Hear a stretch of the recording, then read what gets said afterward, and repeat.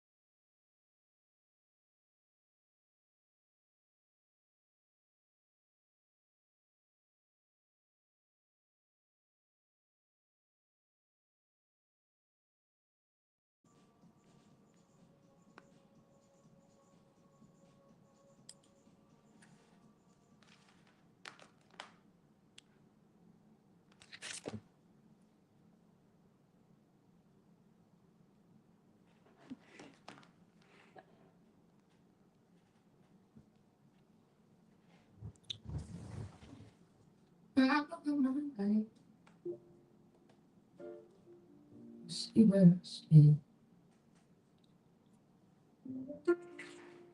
Yeah.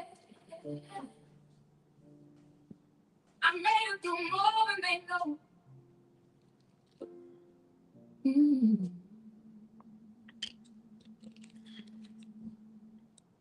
When I look at my life,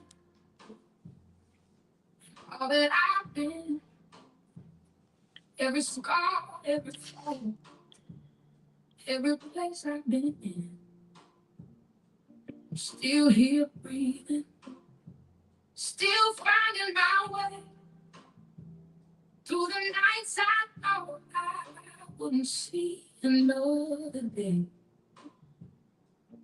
Ain't nobody clapping for me, so I'm clapping for myself. All the times I held on when I needed help, I celebrate me for everything I survived. All the nights I cried, but still I stayed alive. I celebrate me. Yeah, I'm standing on my feet, even when it's hard. I'm who I need to be. You gotta do it for yourself. Ain't nobody gonna do it. You gotta find the strength, even when you don't want to. It's gonna be hard sometimes. It's gonna feel too much. You gonna break, you gonna cry, you gonna wanna give up. But believe me, you gonna make it, even when you can't see. You're stronger than the moment. You just gotta believe. I celebrate me for everything I survived. All the storms I walked through. Still I'm here, still alive. Oh, I celebrate me. Yeah, I'm rising slowly, even with no clear view. Nothing stopping me.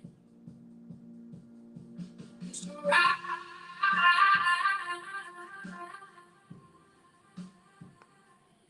Even though I feel like it, still standing. That means something. No one can take that from you. No one. I celebrate for the woman I became. Through the hurt, through the pain, I still found my way. I celebrate me, and I won't apologize. Every step I took got me to this life. So you're gonna be alright. Celebrate you. Yes, it's a change in the song. So you know it's a change in the seat. You are listening to the workplace right here at KABF 88.3 FM, where we are the voice of the people. And I am your co-host, the Reverend Doctor. You can call me Denise, sitting in for whatever reason. It don't even matter. It don't even make me no difference. I don't even ask no questions no more. I'm sitting in and I'm so glad to be with you. Want to let you know that the phone lines are already open. Phone lines are already open at 501-433-0088, 501-433-0088. We allowed Inga Rose to bring us in this morning, singing Celebrate Me. She said, listen, I love this part right here. She says, you're still standing. And that means something. You are still, I don't care what it took for you to make it here today. Here you are today. Celebrate you. And she said that means something. Then she said, no one can take that from you. You made it here. You made the decisions. You made the choices. You walked through the door. You took the path. You did all of that. Celebrate you. Because I'm sure over here celebrating me. And we're going to talk about that in just a minute. I want to make sure that you know how much that we appreciate you. We appreciate you as loyal listeners to this station. We would not be here were it not for you. And I say that every single week. And I realize just in this moment that I need to find another something else to say because I say it so much, people are gonna stop listening to it, gonna be desensitized and think that it's performative. Oh, well, she probably saying it because no. I don't think I can come up with a way right now to say, listen, people like me make choices to be on KABF because of you, because of the fact that you allow us to engage in real and raw and vulnerable, accountable, ethical conversation, empathy, because you allow us to do real talk about real people that are living in real situations. That's something you can't get everywhere. As a matter of fact, I don't know where else you can get it except for KABF. So it is a privilege and an honor to sit with you and to engage in conversation with you because you make us better. You don't just keep us alive, you make us better because these conversations make other people want to listen.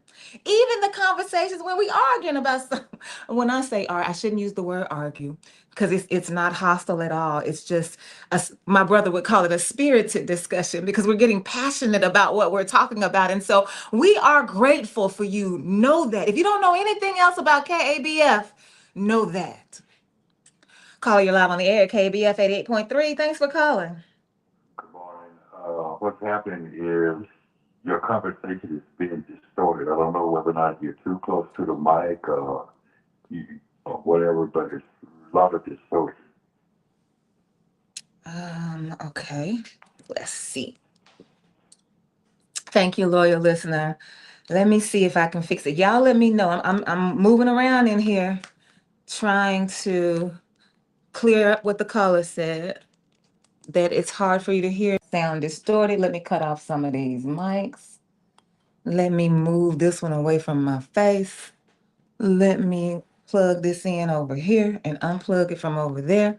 Okay, caller, it might just be too loud. You know what? That might do it right there. Did that do it? Because it might have just been too loud. Okay, you all let me know if that worked because again, don't you look? I'm on the radio. The caller's trying to keep you on point. I think I can see what you're talking about in terms of how it's going all the way over there to the red, and it shouldn't go all the way to the red. Okay, right here. Let me see. That stops it from going all the way over to the red. Okay, now let's see. Y'all tell I made some changes. Y'all let me know if that works, because if not, I'll do something else. But I chose the song Celebrate Me let me first make this announcement. Bonita T. Hampton Smith is having a book talk at Pyramid Art Books and Custom Framing on tonight, this evening at 5:30. It's about her book that she wrote, Dear White Woman, Dear Black Woman. That's the title of the book. The author, again, is Bonita T. Hampton Smith. She's from Marianna, Arkansas. That's one of the reasons I wanted to make sure I made that announcement, because some of you may very well know who she is. You might have gone to school with her and all those things. And so I'm interested in this book. It's a book that she wrote during COVID about, thank you, Ezekiel. Okay, I appreciate that. It's a book about Black women and white women writing to each other, kind of like in the hopes of reconciliation. Like, that's my understanding of it. And I could be very wrong, but that's my understanding of it. And so it's about how do we cross those lines of division to see if we can't, as Marcos would say, be in right relationship with each other. So that's what she said the book is about. But when you read up on why she says she wrote the book, she said that it's about making sure that we diversify race in these conversations about women, because one of the things that she's passionate about is empowering women in particular. And so she wants to write this book so that we can broaden this conversation about what it means to be in relationship with all women. And so I can't wait to get there, because I'm gonna ask her, well, if that's the case, why would you name it Dear Black Woman, White Woman? Because you automatically have narrowed the conversation. And for folks like me, it made me turn my head, cock my head to the side. So I'm very interested in this conversation. So I cannot wait to get there. It starts at 5:30. I'm hoping it'll be over by 7. If not, I'm gonna look. I'll throw up the deuces. I don't have a problem doing that. 1001 Wright Avenue, right here in Little Rock, 72206. That is where you can find Pyramid Art Books and Custom Framing, owned by Garbo Hearn. So I've been in conversation lately, and we have this conversation a lot on this station, on the shows that I'm on. And let me just say that because I don't want to speak. I'm not trying to speak for everybody. But it's about finding yourself and discovering yourself and knowing yourself and understanding yourself and walking in your purpose. All of these variations of how to say you need to know who you are. And for me, I've been couching that conversation in race because on Tuesdays, that's what I do. I'm going to center race in the context of center blackness in the context of the human story. But here in the workplace, that's not what we purport to do. And so this conversation is about what are the other ways, what are the other contexts in which we find ourselves, that we are still allowing ourselves not to position ourselves to get to know ourselves. Like, where else does it happen besides race? That's the question right now on the table. Lo is in the house already sending us. He been on. He been on wishing us life, prosperity, and health. A leopard does not change its spots. White women were the most brutal during chattel slavery. A leopard does not change its spots. White women were the most brutal during chattel slavery. Yeah, so that's another reason why I'm interested in this conversation tonight, because I want to know what is it that made us feel like we need to be reconciled to white people. And every chance I get, especially when I'm talking to somebody who what the world calls white, I ask this question. The word reconcile, the beginning of it, that prefix RE means again. So the base of the word comes from the word conciliatory, meaning that you get along. That's basically what it means. So when you say reconciliation, what you're saying is, let's get along again. Let's get along again. And so my question is, when were we ever getting along? Because I can't get along with you again if I was never in the right relationship with you to begin with.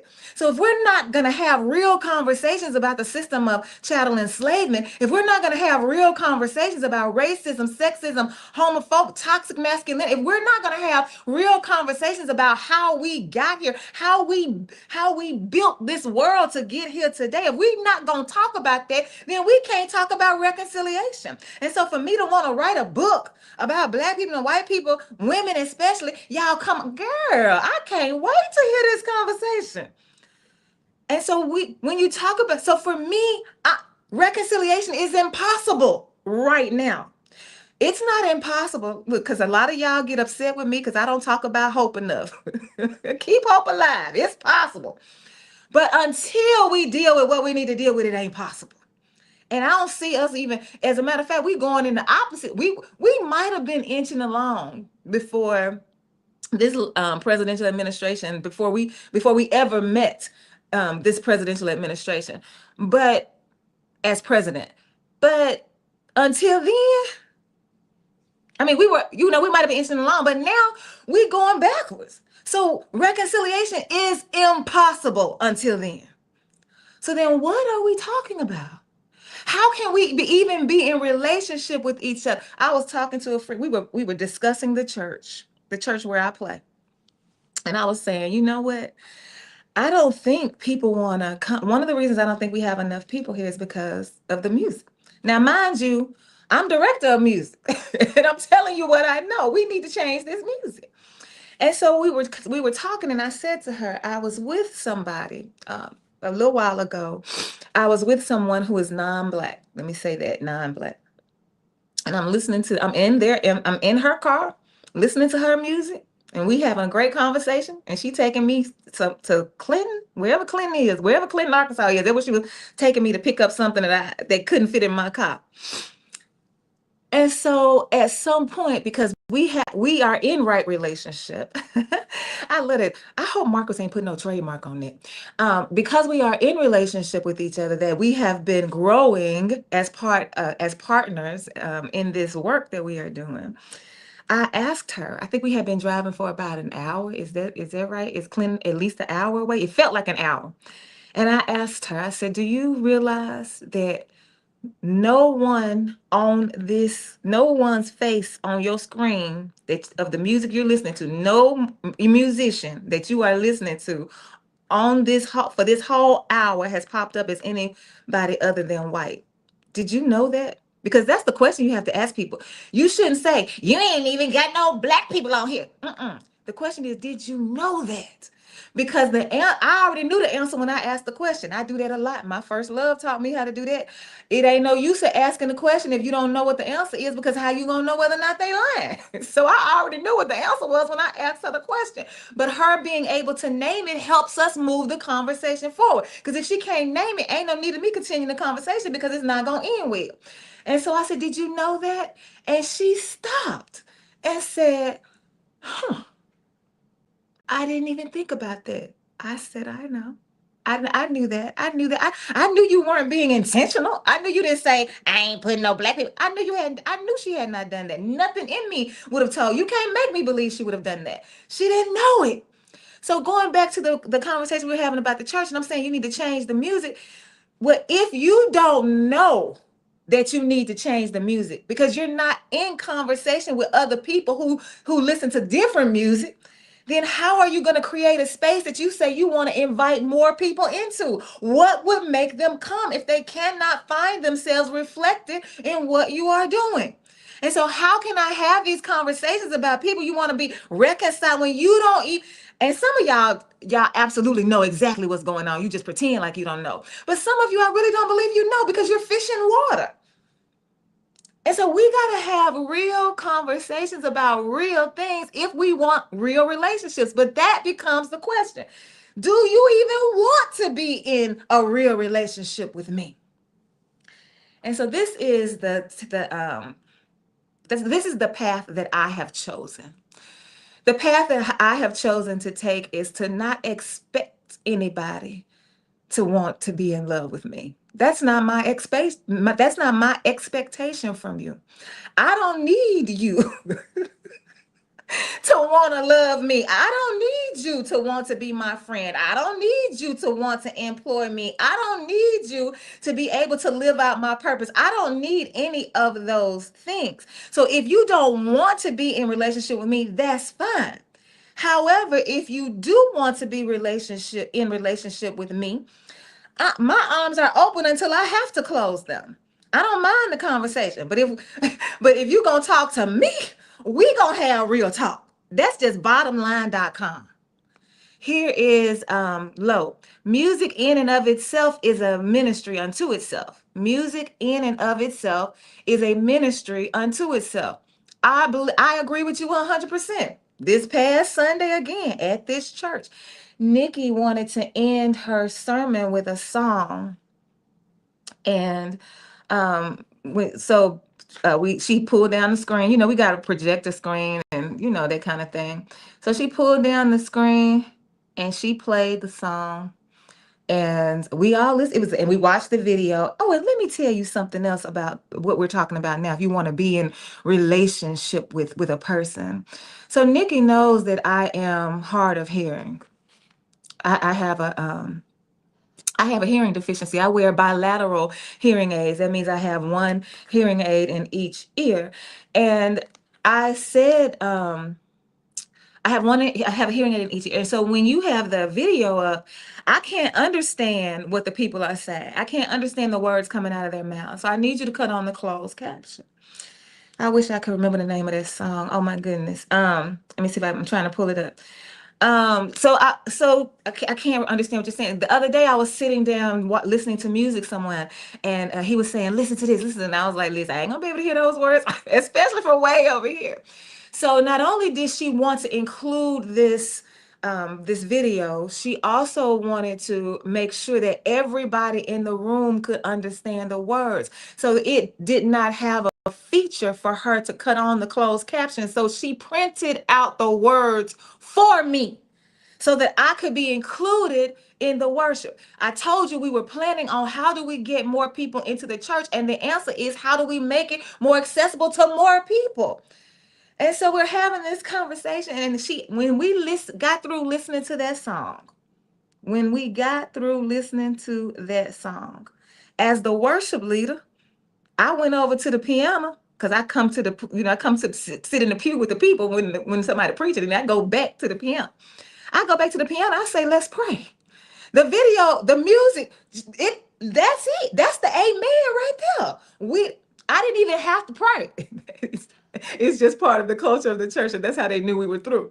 But yes, so the music will speak to you if you allow it. But again, when I'm in this car and I'm listening for an hour and I'm not reflecting any of the music, another question that I had in my head was, and I did have the conversation, but what popped up in my head was, okay, this music I think she was listening to was from, I want to say the 40s or 50s or something like that, because she always asks me, do I know this person? And I'm always saying to her, do you know I was not even a twinkle in my daddy's eye?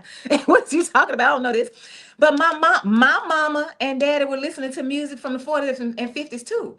So it's not like music that's accessible to both communities was not available. It's not that. But if you are not allowing that access into your space, then you're not being aware. And I know Black folks know all the music because we created it. So it's other populations and communities who have to pull other community, pull in the roots and the history of what they're listening to. The onus is on you for that. And so if we're going to have the conversation, we got to know who we are. We got to know that we are biased. We got to know that we are racist. We got to know that we are sexist. We got to know that we are homophobic. I had to learn how, oh my goodness, complicit I was in the system of toxic masculinity. I had no idea. I just started the journey 6 years ago, seeing myself and having to have people say to me, do you hear what you just said? And I'm like, what? So you got to know who you are. And so I was thinking about where else besides race could we focus our attention on learning how important it is for us to get to know ourselves. And I thought about romantic relationships. This is a conversation that I'm having now that I feel like I'm having way too much. And it makes me so sad. There are not a lot of things that happen to me that really just damper, like change my countenance. Not a lot of things do that. But especially not about grown folks in my age group. Because let me say that we talking about elderly people, we talking about babies, we talking about toddlers and children. Okay, yes. But I'm like listening to these Black women queens, goddesses. I was told to stop saying queen and say goddess. Call me by my name. That they'll say something like, we'll be in conversation and it'll go something like this. All right, queen, what's next? Because I ain't learned how to say goddess yet. I'm still saying queen. I got to get used to that. All right, queen, what we're going to do? Okay, well, let's look at it. Let's pull out these vision boards. Not for real, but you know what we're saying. And so we'll talk about the fact that around this table, we are, okay? Around this table, we are business owners. We are property owners. We are home owners. We are parents. We are educators. We are car owners. We are community driven. We are out there. People recognize us. They see our work. What we gonna do next? Let's imagine this thing. Come on. And the conversation at some point will turn to, well, girl, I hear you, but I just feel like, I be wondering what's wrong with me because God ain't blessed me with no husband yet. And I'll be like, wait, what now? So it makes me wonder, like, am I really on the right path? Am I really doing the right things? Like, why the Bible says that he who findeth a wife findeth a good thing. I want to be somebody's good thing. And I'm like, are you kidding me right now? So as we sit and celebrate us, as we sit and think about, because part of the celebration is the story. Because what people do when they see us on the outside, yeah, they celebrate the results of the story. They looking at the end of the story. But we're over here sharing the story. So we're talking about every time we tried it and it did not work. We're talking about every time we thought we was gonna have to close up shop. We're talking about every time a friend betrayed us. We're talking about every time somebody stole money from us. We're talking about every time our parents didn't believe in us until they jumped on the bandwagon after it started rolling. We're talking about all of this, and we're counting up the cost of what we have done, and we are celebrating this moment. And you dare say, but I must not be all. Now that's what they're saying at this tape. Watch TV, and it's the same thing.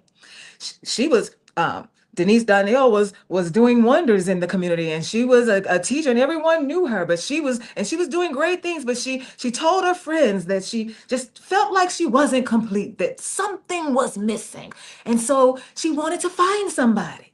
So these conversations where this information that we are receiving, this education that we are internalizing that says, I'm not whole, I am not complete, I am not fully who I am created to be until somebody else dares deemed me to be worthy.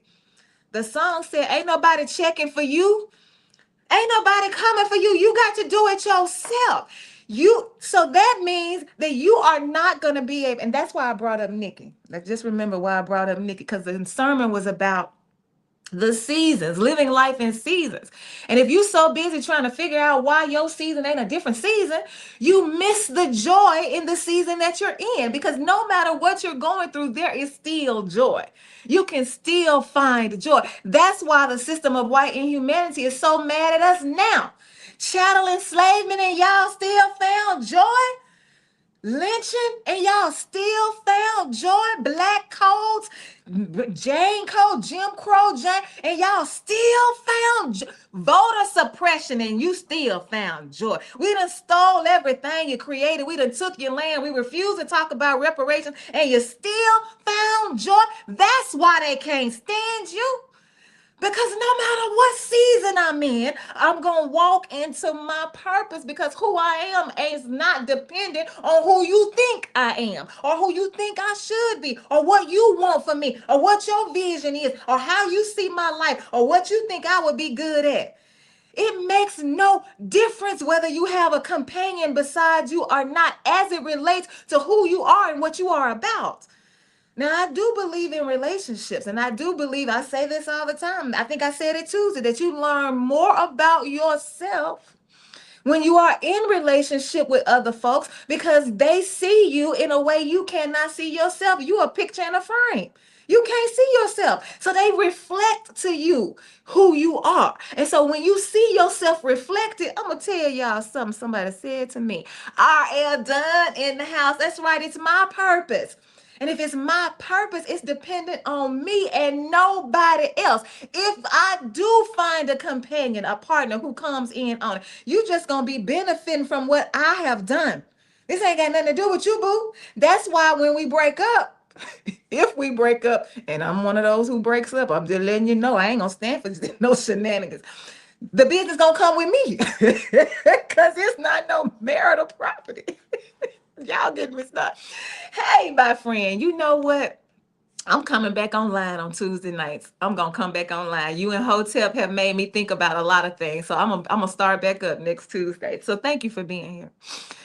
But I was talking to a friend of mine, this guy once, who was interested in me. And we were having conversations, getting to know each other, because I told you I believe in negotiating relationships. If you're trying to get to know me for what reason, like, what are we talking about here? Like, you want to get to know me as a friend? You want to get to know me as a partner? You want to get to know me as a lover? Like, what are we talking about? I need to know, because I'm not signing on with the yes until I understand what the expectations are. Now, I do, of course, believe in the flow of relationships. So expectations and all of those things, whatever it is, they may change. But I said to him, I said, well, one of the things that you need to know about me is that I'm mean and hateful.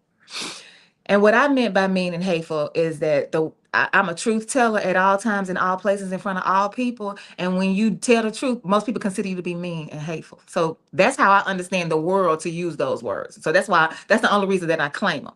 That, yeah, I'm mean and hateful, which means I'm going to tell the whole truth and nothing but all the time in front of everybody. It don't matter. It don't matter. Now, how I say it matters, but it don't matter. And so he looks at me, because we sitting face to face.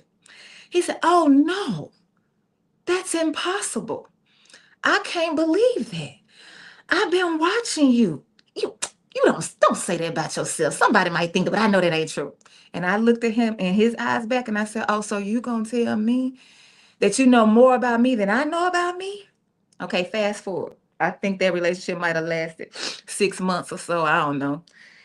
And as it was ending, because I also believe in negotiating endings. Like, what we gonna do? Like, can we just have a conversation about walking away instead of walking away and being mad and going all through the community and bad mouthing somebody, taking somebody to court, slashing somebody? Like, can we just talk about the fact that this relationship, our journey has reached its end? Now we can stay in relationship, but the kind of relationship is gonna have to shift. So we having this conversation because we know we're walking away from each other. And one of the things that we talked about was he circled back to that moment and said to me these words: "I wish I had believed you, because I think that it would have made a difference in our relationship." He said, "Because if you told me, if somebody says now, it came up and said, you know, Denise mean and hateful, this is what I would say to them." He said, "Not only is she mean and hateful," wait, let me stop laughing because it's not funny. It's not funny.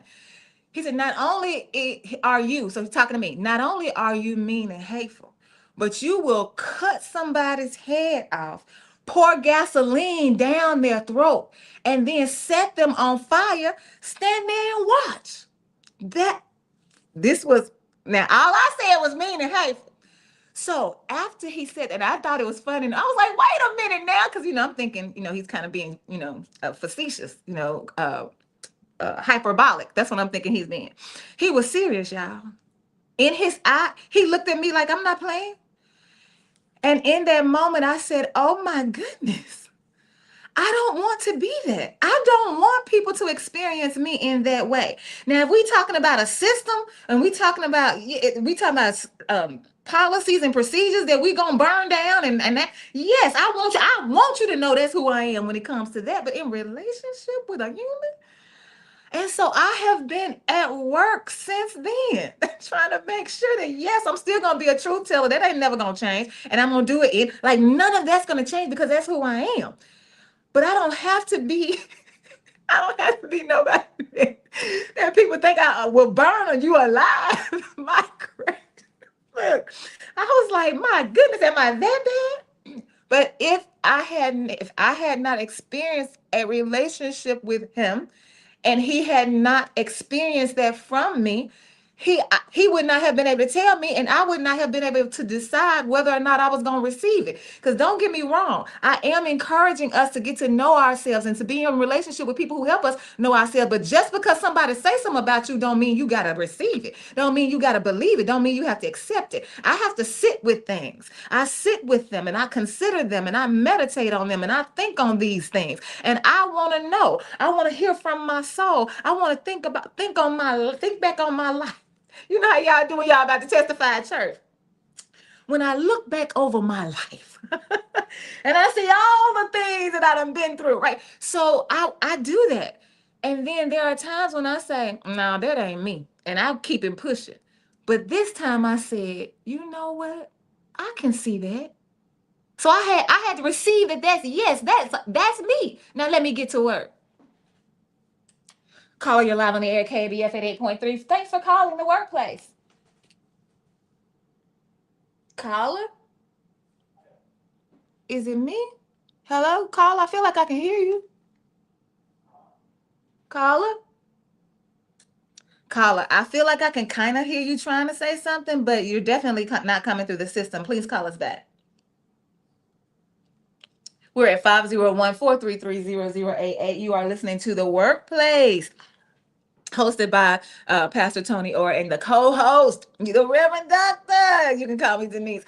I don't know if you all heard me tell Marcus, I had to give him credit for naming me. He sure did. He gave me that name, and I just, put my little spin on it. But yeah, and so this area of religion that tells us that we are that really encourages us to get married, and if we're not married, it's interesting that it's so many times that they want you to, if you get pregnant, you need to get married, even though you're too young to be married. And then it's okay, you're gonna get a divorce. So it's okay that you're gonna get a divorce later. And everybody know that this ain't gonna work, but at least we can say you got married. Like that kind of mindset. I'm not complete until I have, we watching all these rom-coms. And then, so I talked about race is one of the contexts in which we can talk about getting to the need to know ourselves. And then in relationships with each other, it's important for us to get to know who we are so that we don't think that we have to have somebody else. And then also from watching TV, I get so sick and tired of women who say things like, well, of course she wanted to get married. Like, what woman, what little girl doesn't grow up wanting to be married and become a mother? And I'm like, this one? I'm like, that is a construct that they start when we are. Did y'all watch, what was it, Barbie? Was that the name of the movie? Somebody asked me to watch it so that, because I had no intentions on watching no Barbie, but somebody asked me to watch it so that we can have conversation. And so that was one of the things that I walked away from. Like, when before you even get an understanding about your own name, they teaching you about baby dolls and playing mama and dad. And so you are being oriented into that is life. If you are not married, if you don't have children, then it must be something wrong with you. And that's not. And so race and relationships and media, these are the places where we can find ourselves being sucked into stuff that does not apply to our lives. It applies to the world's construct about our lives, but it does not apply to our lives. We went to the we went to the Delta Dirt thing last Tuesday, and it was a bartender on board with us, and we were going to the Delta Dirt distillery, okay, where they make alcohol. So, so for me, here's low theological brainwashing. Yeah, that's as it relates to the church, but there's also romantic brainwashing, and there's also childhood brainwashing, because it's not just women. Like, what man doesn't want a child? But most men, what do they want? They want a son, and they want to name him Junior. And I'm just like, dog, a new human don't even deserve a new name. So you so proud of this moment because this has finally turned you into a man because you have a son. So what were you before? What were you before? What were you before?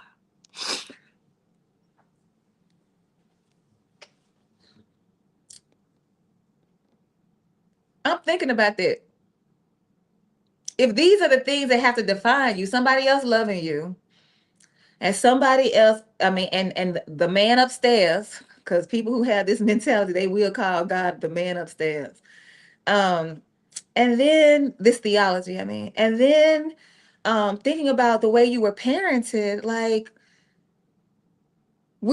all of this feeds us into this space where we are now, with me asking the question, do you even realize that you don't know who you are? Because from every angle, somebody else has been telling you who you are, pushing you in that direction, forcing you into these boxes, slapping these identities on you, and then putting you in intentional spaces for you to perform all of these things. And so, what would it take for you to say, wait, I don't know myself? I'm talking about for real, for real. I don't know who I am. I don't know now. that was the sermon I preached in London. How many weeks ago? That was the title of my sermon. You don't know now. Caller, you're live on the air, KBF 88.3. Thanks for calling. Oh, wait. Caller, you're live on the air, KBF 88.3. Thanks for calling the workplace. Good morning to you and all your listeners. Good morning, God. We are absolutely right. We really don't know how fair We take all the labor. But the worst part to me about the labor deal and the relief and things that we really don't know. We are to fight amongst ourselves about like we can prove all this stuff. I mean, we can't get along. I'm this, on that, and all kinds of stuff. We had a conversation yesterday about what we do in our 5% is 1% of what's really going on. It might be a good idea for you to learn who or what in you is doing all this other stuff because they seem to be doing a pretty good job. Thank you. So yes, I finally found that black God. He was the one who told me, like, why you call me king?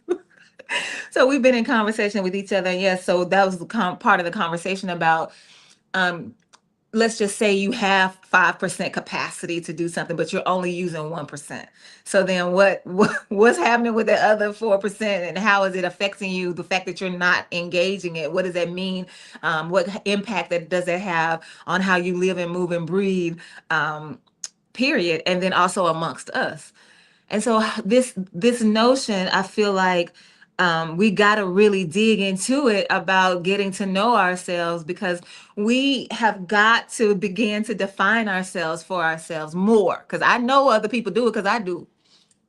Call you live on the air, KBF. Thanks for calling the workplace. I made a mistake. We use 1% of what we do with our 5%. 99% is did by God in us. So, whoever you choose to call, 99% of things we don't control with our 5%. We got billions and trillions of things going on in the body.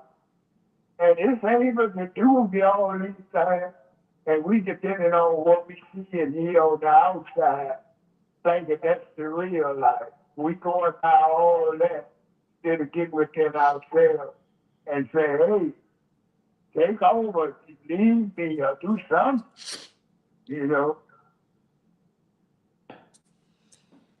I might have said it wrong. You might not have been. You might have. That might be exactly what you said, and I might have heard it wrong and responded wrong. But but back to the conversation I had with you yesterday, and I've had this conversation with Hotel too. And so you are calling in and you're imparting this information that you want us to consider, and you're talking to us as if, let's just say, we're on a spectrum from A to Z, and you're talking to us as if we are at letter Y when many of us are at letter A. And so what I'm saying to you and Hotep is, I hear you loudly and clearly. I even agree with you 100% most of the time. But then I'm trying to get you to see that the situation that we're speaking to, because I'm not judging no person, but the situation that we're speaking to, the person does not understand what you are saying, because there are so many steps in between. And so I asked Marcus the question on Tuesday: what is the first step? So y'all be taking us all the way to XYZ, and I'm like, whoa, whoa, whoa, whoa, whoa. Can we get B? Can we start there? And so I thought about the conversation that I had with you when you were talking about, why do I call you king? And so I was like, I call you, and I gave you my answer, and you were like, well, let me just say this. And so you said what you had to say, and then the answer was, hold on. Okay, sorry. Call me back. I want to get this out though. Call me back.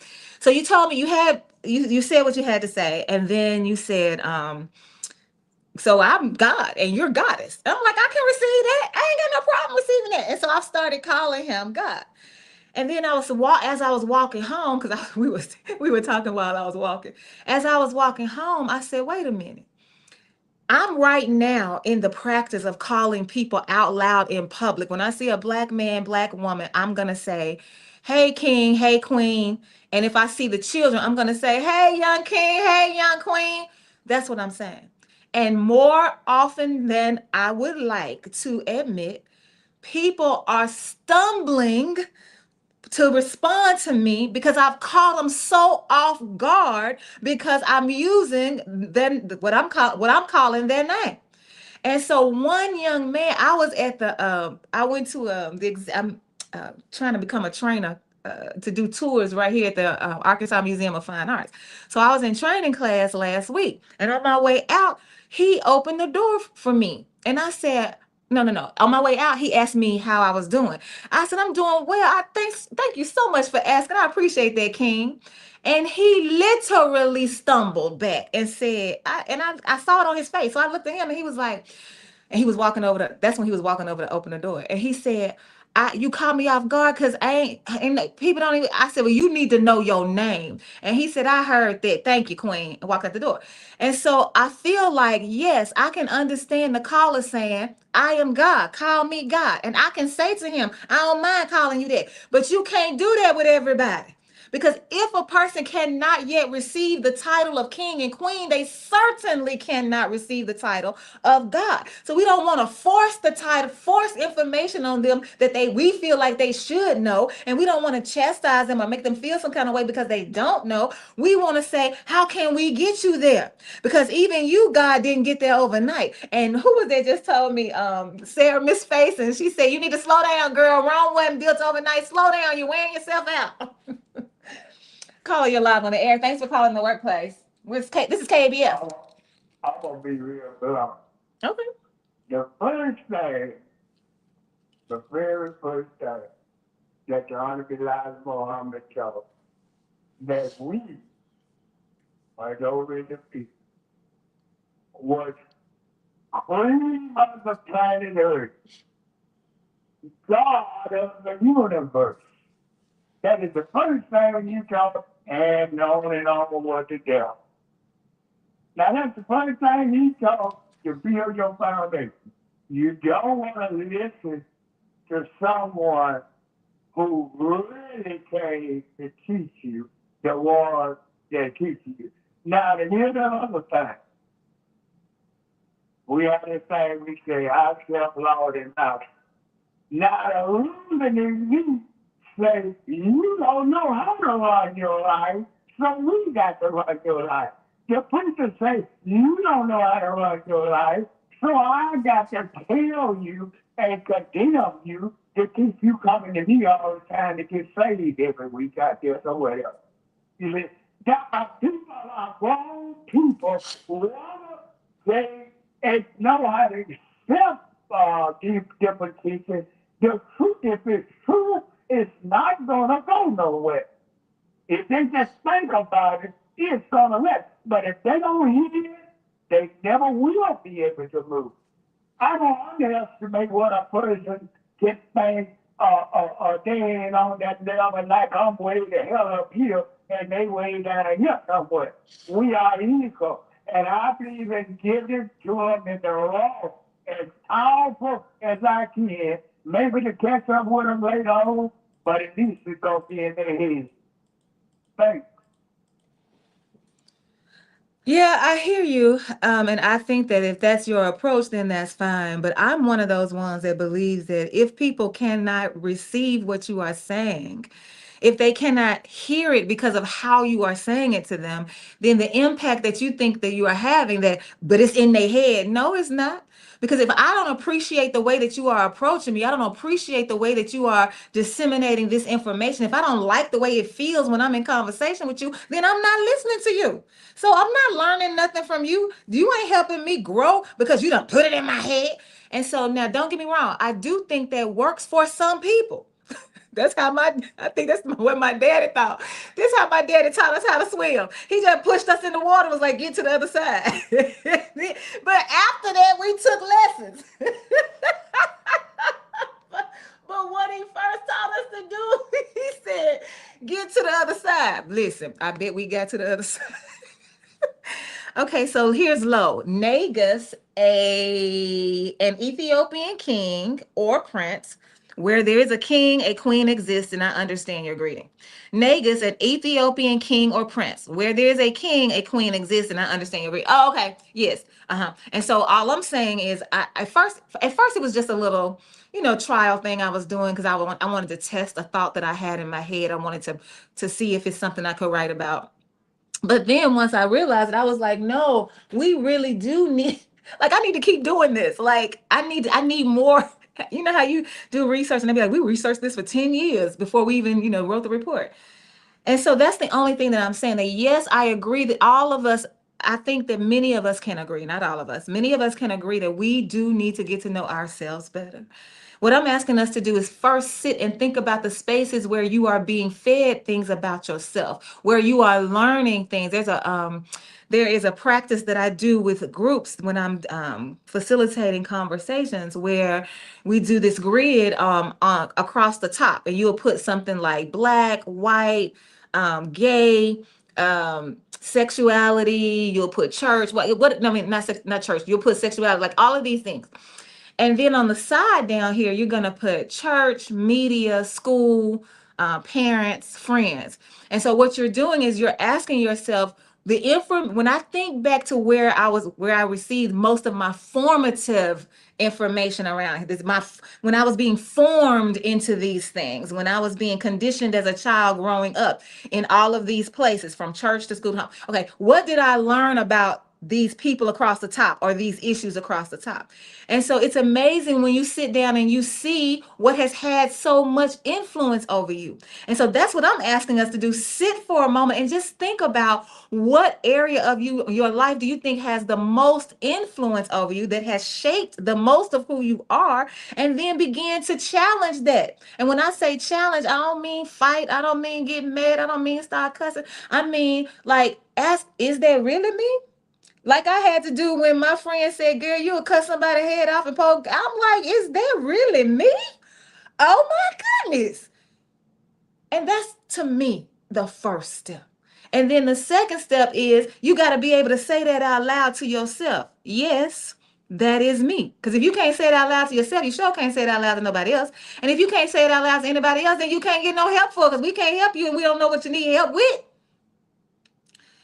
And so we have to take steps, and we have to create pathways that allow other people to come along and take those steps. And like we were talking about with Stephanie this morning, being able to sit at the feet of those who are willing, they be more than willing. It'd be us most of the time, but they be more than willing. Well, I don't know. Some of them like, look, I'm tired. Y'all doing too much. Y'all generation doing too much. But she was telling this tender story about how she loves flowers. I came in way at the end, so I don't know. But what I heard was that she loves flowers, but there's so much about flowers that she does not know. Because Jesse was saying, one of the things I appreciate about your music is that it's educational, it's informational, like it's informative. And she was like, yeah, she said it's a lot of information in there. And then she admits and she confesses that she didn't have all of this information on her own, but her pawpaw. That's who she goes to, and she'll ask him a question about, the flowers or whatever it is that she's asking a question about. And she was just talking about just how she honors his memory, because the way he holds the information, the way his body carries the information, the way that his body, what do you call it when, like in Zumba, when you learn the routine and you can be out of class for an hour and then you go back, and your body, you can, as soon as the music comes on, you can go right back into it, because it's muscle